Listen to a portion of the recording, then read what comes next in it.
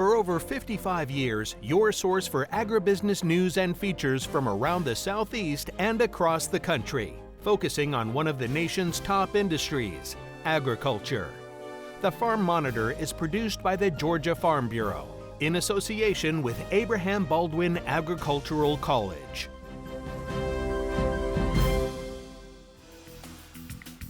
Yes, it's like they say, if it ain't broke, don't fix it. Nearly 60 years since its debut, this is the Farm Monitor, back once again with ag news and features, something we will get to here in a second, but first, formal introductions. Ray DeLessio at your service. And I'm Jennifer Parson. Like Ray said, we've got a lot of stuff on the menu, and here's just a sample of what you're going to see. Coming up, warmer temps, more rain, and what it all means for your crops this summer. A little hint, the outlook might not be as bad as you think. With help from partners across the state, ABAC hosts a one-of-a-kind workshop, giving students a real-world look at careers in conservation and natural resources. And lastly, there's this. Hey everybody, Ranger Nick coming up a little bit later. I'm hanging out in a feed mill in Madison, Georgia. We're learning about the technology side of getting feed in these bags and how the material is mixed. That and so much more starts right now on the Farm Monitor. Well, summer is officially here, and for Georgia farmers, that means keeping a close eye on the forecast. After a stretch of unpredictable seasons, the outlook this year is actually leaning a bit more positive. Not without its challenges, of course, but climate experts say conditions could be warmer and wetter without being overly destructive. As John Holcomb shows us, it's a forecast that's giving growers a little room to breathe. With the growing season in full swing, farmers across Georgia are watching the skies and wondering what to expect. According to University of Georgia climatologist Pam Knox, the odds are leaning towards both hotter and wetter conditions. We're probably about a 40% chance of being warmer and wetter than usual. There's still a chance that we could be near normal. There's a chance we could even be below normal because other things are happening in the atmosphere around the world that can affect our local climate. But that's the best prediction that we have right now for what's going to happen this summer. That prediction is largely influenced by a long-term trend of rising temperatures that continue to shape Georgia's climate outlook. The number one basis is the rise in temperatures we've seen since about 1960 or 1970. You know, we've had this rising temperature in Georgia just like we are across the world. And so when you're in an upward trend, you're more likely to get a year that's above normal than you are below normal. And so I think that's probably the number one driver of why they're predicting we're likely to have a warmer than normal summer. And unlike last year, Knox says we're in neutral territory this time around, which increases the chance for tropical activity. This year, you know, we're in neutral conditions right now. We're not in an El Nino, we're not in a La Nina, we're in between. And typically in a year that we're in neutral conditions, then we do expect to see more tropical activity than usual. And all the forecasts for what the tropics are looking like in the Atlantic, at least this year, are that we're likely to see more storms than average. That increase in tropical activity could have a direct impact on how much rainfall the region gets in the coming months, which, according to Knox, is moisture farmers rely on.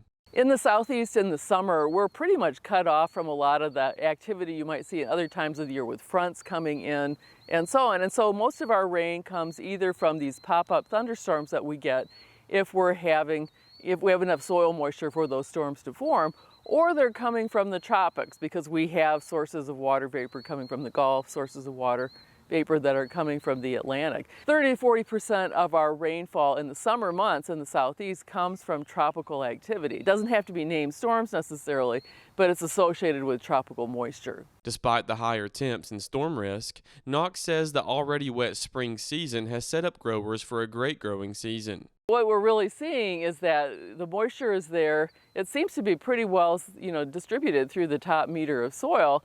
And so I think even if we go through a dry spell, the crops are going to do okay. So I don't really see anything like a drought that is going to be happening over the summer or even into the fall. And with no strong indicators of drought, that means less stress for both farmers and their fields. Sometimes after we have a La Nina winter, we do go into a drought the next year. And I don't really see that happening this year. So I think that's great for the farmers because it looks like there's going to be plenty of moisture. Even if we're a little above normal in temperature, then I think, if we have a lot of moisture, then we get more clouds like we have today. And so keeps the daytime temperatures down a little bit and less stress on the plants. So overall, I think it looks very optimistic for the farmers this year. Reporting in Watkinsville for the Farm Monitor, I'm John Holcomb.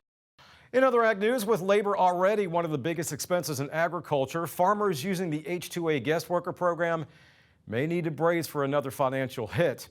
Wages for H-2A workers have risen sharply in recent years, and while 2026 rates aren't official yet, American Farm Bureau says another increase is likely. John Walt Boatwright, Director of Government Affairs for AFBF, says of farms and ranchers who utilize H-2A, labor is estimated to be right at 40% of their total input costs. American Farm Bureau and other ag groups continue to call for reforms to the H-2A program.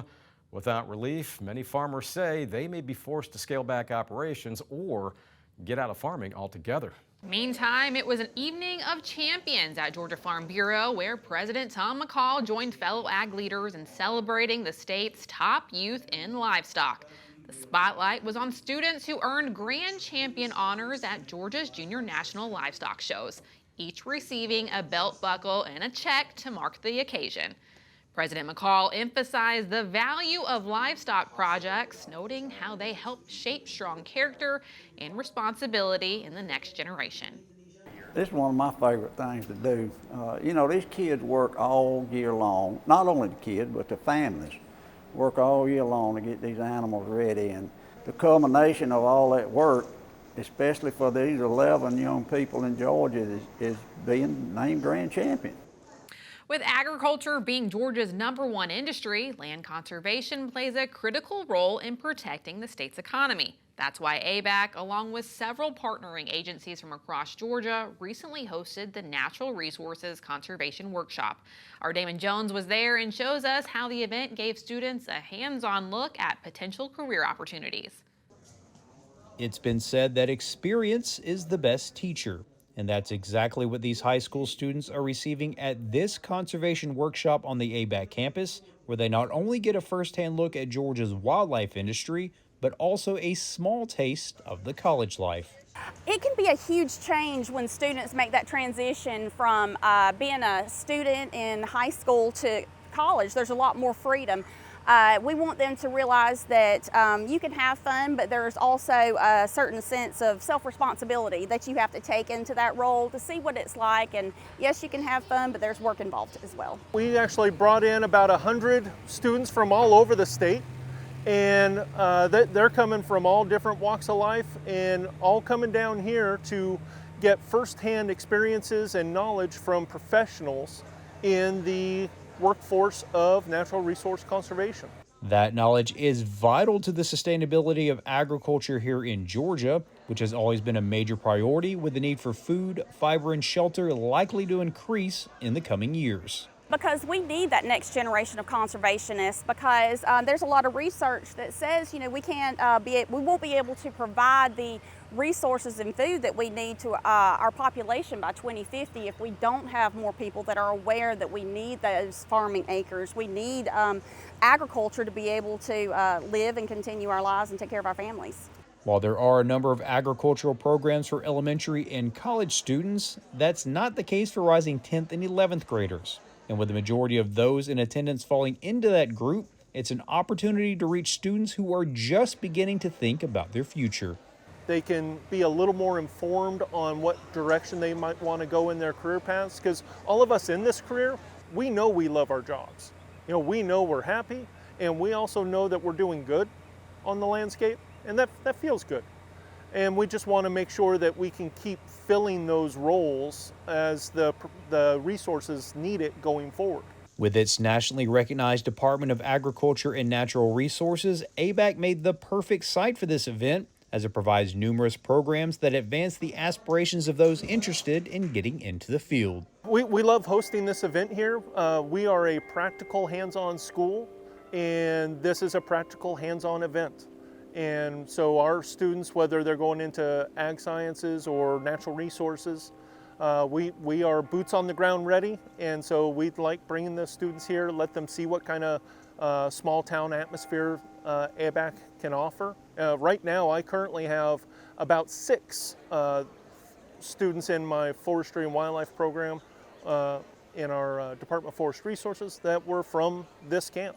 Reporting from Tifton, I'm Damon Jones for the Farm Monitor. Hey everybody, Ranger Nick here in Madison, Georgia, and if you've ever wondered what happens to grain when it leaves a field and heads to the mill, I'll explain how those grains are mixed, put into bags, and onto trucks next.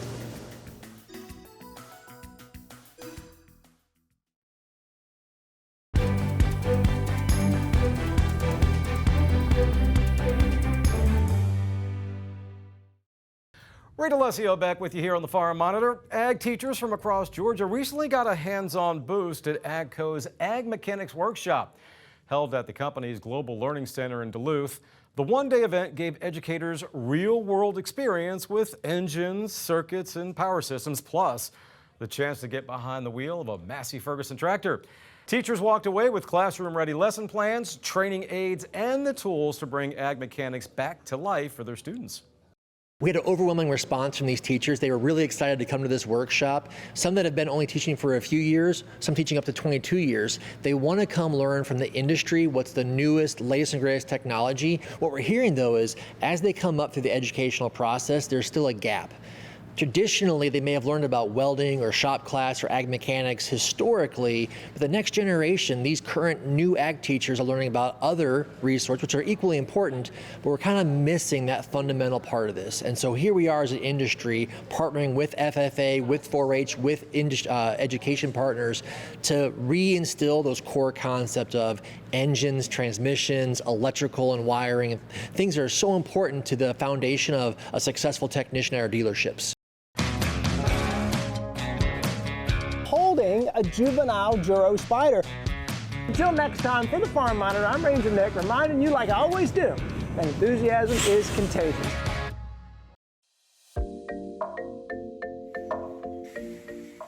Well, you talk about a place that I've driven by a million times and never found myself in, and that's Godfrey's Feed right here in Madison, Georgia. And I like to feed myself healthy from time to time, and animals are the same way. We need to look out for what animals eat and the regimens they have. And here's a gentleman that knows something about that. That's Brian Lance. Hey, Brian, so good to meet you today, and so glad to have you on the segment. We're going to talk about purchasing, which is something that you do with Godfrey's Feed, but in particular, Brian, we find ourselves today in front of this mountain of corn. And I happen to find myself looking up close at them, as I do at many things, and I noticed from these corn kernels that they're flat. Yes. It looks like somebody has driven over them with a truck. Why is that?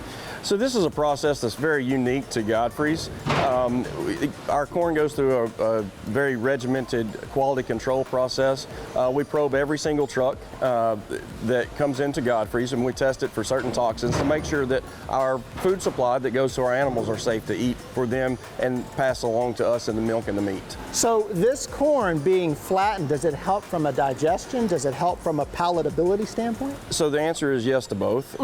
We steam roll all of our corn on site here, and we add moisture to it, put it through a rolling process, and then dry it back down, and that's what it is finishing. This phase right here is the drying down process, and we do that to break up the corn to make it easier to the animals to digest. Yes. Your training tells you that this is very beneficial for the animal. Yes, increases the digestibility by a good amount than just straight shell corn. Interesting, and that's not just cows? That's any animal that it goes into, yes, sir. Outstanding. Well, what I want to do now is I want to go from this pile to how this pile of flattened corn kernels gets into a bag or into a truck and is all mixed up with other things to make that recipe that animal needs, and I want to go there next. All right, so that corn leaves the warehouse floor, comes inside, and meets up with Emily Richardson. Hey, Emily. Hey. So good to meet you. Emily started as an intern here, been with Godfrey's for 4 years, deals in bulk sales. Emily, we've got a computer screen. If I'm a farmer and I want that corn, not just by itself, but maybe mixed in with some other ingredients to make this recipe for my cows or for my goats, what could you do for me? So the steam flake corn ends up overhead in a grain bin. We have approximately 18 bins overhead of 18 different ingredients. All of those bins are on a series of augers or a series of electrical circuits those electrical circuits, when the batching system tells it to pull a specific ingredient, it will pull into these two scales. As you can see, they both have weights to pull into until they are satisfied for that specific formula. And it can pull up to all 18 ingredients at a time. Wow, a mixture of 18 at once. Okay. Yeah. And then from those two scales, it feeds directly into our mixer. Our mixer has two blades in it, just like a mixer in your kitchen would. Mixes the feed for approximately 10 seconds. That's all it takes to thoroughly mix a feed. Okay. So, and then from there, it goes back into an elevator and overhead to our bagging system. And here comes the final product. Here is this mix of feed, and I find myself with Montana Dyer. Hey, Montana. So Montana, it's your birthday today. Happy birthday. And Montana is sales and marketing manager here at Godfrey. So Montana, we're standing in front of this conveyor belt, and there's a robot behind us doing a lot of work that I suspect was being done by people before. Yes. So prior to us getting the robot, we had a round table where people kind of sat at the end of it and would hand stack all of these bags. So it saved a lot of backs. It actually has a name. I don't think I told you this. We call it Captain Godfrey, but it has done a lot for us the past few years. Good job, Captain. So from this, we saw the technology inside. These coming off here, the recipes for the animals. What makes Godfrey's, in your opinion, unique compared to other seed and feed places? Yeah, I think the biggest thing that makes us unique is that we're able to have a relationship with our customer. So we've been here for a long time, since 1879, and we really feel like we're able to kind of build those relationships and offer some custom things for the customers, from our bulk feed rations, kind of working with them to fit exactly what they're doing on their farm. So I think that's what's so special. Custom orders, and these feed recipes is so special. I've really appreciated my time with you today. Yes. I have learned a ton. Thank you. I hope y'all go online and check out Godfrey's, learn more about the processes that go on here and all the job opportunities in this kind of field. And while you're online, check out the Ranger Nick Facebook page. Until next time, for the Farm Monitor, I'm Ranger Nick, reminding you, as I always do, that enthusiasm is contagious. So pass it on. Y'all, thanks so much for watching. We'll see you right back here this time next month. See ya. Holding a juvenile Juro spider. Until next time, for the Farm Monitor, I'm Ranger Nick, reminding you, like I always do, that enthusiasm is contagious. When we come back, it's off to Madison, Georgia, where the Pinkowski family is using their beloved Holsteins to teach the next generation about farming, food, and where milk really comes from. One hayride and hands-on lesson at a time.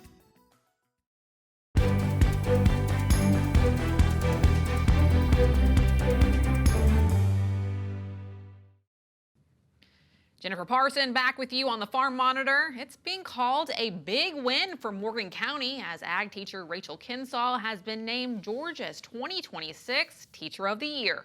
From launching a student-run floral business to leading award-winning FFA teams, Rachel's impact goes far beyond the classroom. A UGA alum and Milken educator, she now takes on a new role, representing teachers across the state and showcasing the power of ag education. Finally this week, the incredible story of a Georgia dairy family, courtesy our friends at Holstein Association USA. Yeah, it's all about the commitment to sharing their way of life with others through farm tours and outreach events.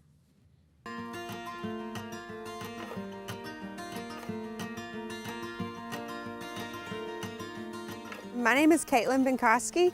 My family owns and operates Big Sandy Creek Dairy Farm in Madison, Georgia. We do outreach through agritourism, loaning cows out through 4-H and FFA, and a lot of different activities that we've had come up along the way as well.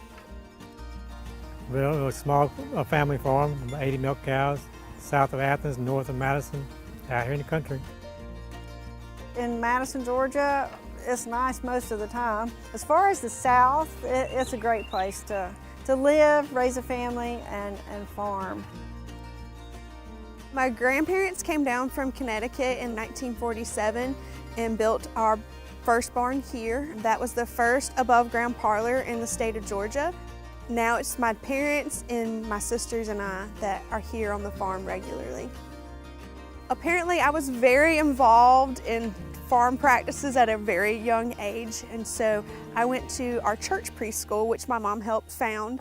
And at the preschool one day, I used my sandwich bag to teach my class how to breed a cow, you know, like artificial insemination. So got an early jump on sharing the farm with other friends. So then our classes came out here. They wanted to come out and see the cows, and then it started blossoming. I think we got more and more people that didn't realize what a cow was or where the milk came from. So then it was like, well, we've started this, why can't we do this for other kids? Because our food chain has changed over time, and we wanted to make sure that kids had the same experiences that our children have.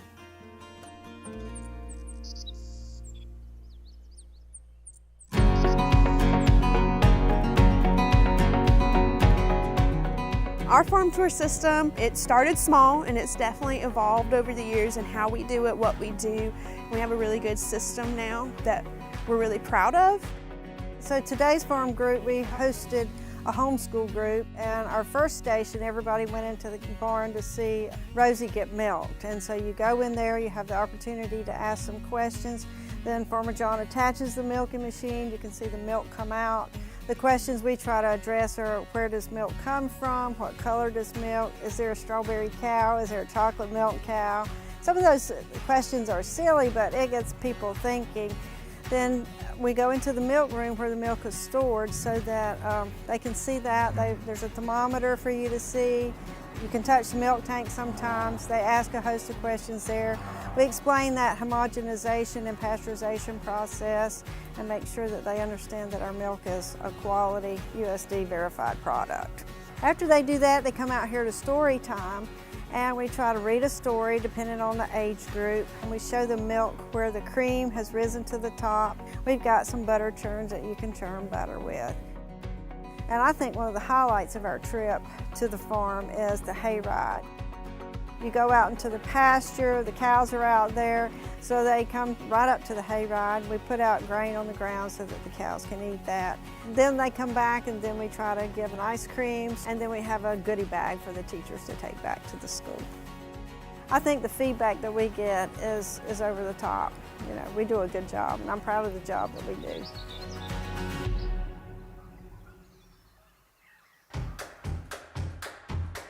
The Holstein cow has played a big part in some of what we do to educate others. Obviously, we believe the Holstein cow's superior. Sorry to our other breed friends. We love the genetics of the Holstein cow, the production. We've evolved the genetics over the years, only using registered sires in our herd. But when you do it registered cows, you can go back in history, you can tell all the ancestors and how far it goes back and where the connections are. And it helps you decide what bull you want to breed to. It helps us with the genetic process, looking for what Farmer John likes. When you're going to spend time going out to the pasture to get up cows, you're doing the milking process, and then you want them to go out, your investment is collecting milk, and so you want to make sure you have a top producer. I think, we're a small farm, but I would hope to expand our agritourism in the future. I think agriculture is extremely important. Taking care of your farmers first ensures national security because you ensure your food supply. So I think for the future, we really need to back the American farmers so that we can always be self-sustainable. Very nice. Found a way to educate, inspire, and keep the traditions of dairy farming alive. Thanks so much to Holstein Association USA for that. But more importantly, thanks to all of you for spending time with Jennifer and I. For everyone here at the show, stay safe, have a great week, and we'll see you again real soon for another Farm Monitor.